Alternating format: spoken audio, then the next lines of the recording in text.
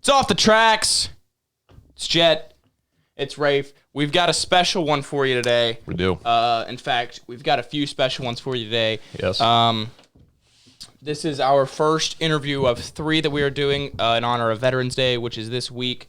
And our first guest, a very good friend of Rafe and I's. We've got Private First Class Hagan. Ladies and gentlemen, welcome Christian Hagan to the pod. That's some loud intro music for you. So rather You get some intro music. Christian, how you doing? I forgot to screen What's record. up? How's it going? We're here. What's up? How are you doing? First of all, Christian, introduce yourself to the viewers. Yeah, I'm Private First Class Hagan, Cannelton High School graduate. I'm out here in Greece right now. He said he's in Greece. In Greece. In Greece. You're just in Germany, correct? I was just in Germany. I actually just got to Greece today. Wow. Today, that's kind of impressive. And it's what time there, right? It's 1 o'clock here in the U.S. What time is it there? It is 9 p.m. 9 o'clock. A little bit of a time difference there. Just a little bit. A little bit of a time difference there. Rafe, start us off with the questions here. You've got All it right. pulled up. So obviously we got into this a little bit. You're in Greece right now, but where all have you been exactly? And what's one of your favorite places you've been, or a few of your favorite places? Yeah, whenever I deployed from the United States, I first went to Latvia, which most people don't know, but it's a country that borders Russia. That was a hell of a time. And then I went to Germany for about a month, and then got told I was coming to Greece, and here I am. But I would have to say definitely Latvia was the best place that I've been so far. I mean, I can't really judge Greece because I just got here today, but I would definitely go with Latvia. Yeah. Is there, so like, I wouldn't know, Jhett wouldn't know. We haven't been out of the country. Is it like a huge like culture shock? Is it like super different? Is there similarities anywhere or anything like that? It is completely different. I would definitely say food is a big one. It's not even close to what we eat in the United States. Like, I would say the way people interact over here, like the infrastructure of buildings, it's just a completely different world. You guys have, like, I can sit here and explain things like all day that are different, but you guys just got to get out and like see it for yourself. It's just completely different. Right. I'm assuming there's no McDonald's there or anything like that. Honestly, there is like one McDonald's. There was whenever I was in Latvia, there was one McDonald's entire country. Wow. We got one. That's impressive. McDonald's is expanded. Dude, this boom mic's about to fall. Yeah. So I think just getting into it, what really inspired you to get into the service? Well, that's a good one, isn't it? I was 17, a junior in high school, and I got told that I could graduate early. So I decided to go ahead and do my senior classes and all that. And I graduated at 17 as a junior. And I was like, well, crap, I'm not ready for college. So I was like, well, the Army's the only one you can join at 17. So might as well, get it started. So here I am. Right. 5,000 miles away.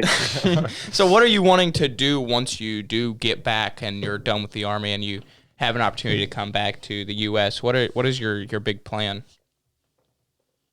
My big plan, I'm going to try and get some college while I'm in the Army. I've definitely always had a passion for sports administration.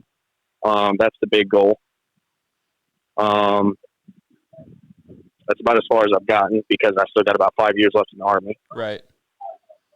So, I got 5 years to figure it out, but definitely, I would say sports administration is definitely the big goal. Right. Nice. Okay, so I don't know how many stories you have. I'm sure you have a few. But what's one of your favorite stories from all the time you've had in the service so far? Oh gosh.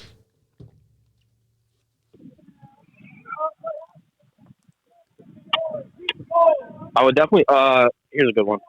So whenever I went to Latvia, we went out in public, and the Latvians do not like Americans. They just don't. Oh no. So, we went out, and we were having a good time, and we went to like the Walmart of Latvia. They call it like Maxim or something. And I'm telling you what, we broke every single person's neck in that store because we were all walking through. Oh, so you weren't even doing anything. You weren't even. They were just so mad. We weren't even doing. Yeah, we were just walking through, and they were like, they just looked at us, and you could just feel the disgust on their face. Like, what are these? That's hilarious. Wow. Is that really like for you? Was that kind of like, whoa, this is something like completely different from anything I've ever experienced? Was that something? Was that kind of absolutely? That's crazy. Like, I mean, I can't. Never mind. We're not going to get into that. But yeah, it definitely caused. So we can all see you have the mask on right now. I just thought of this. So like, are the protocols pretty strict there for like the coronavirus and everything? Like at the places you've been?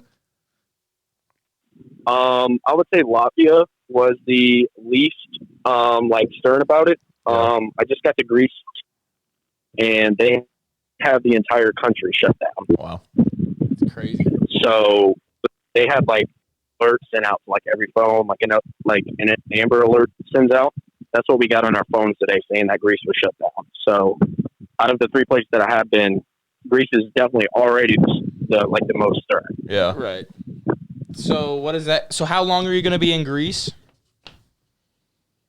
I will be in Greece until mid to end of January, and then I will go back to Germany until beginning to middle of March, and then I'll be coming back to the States.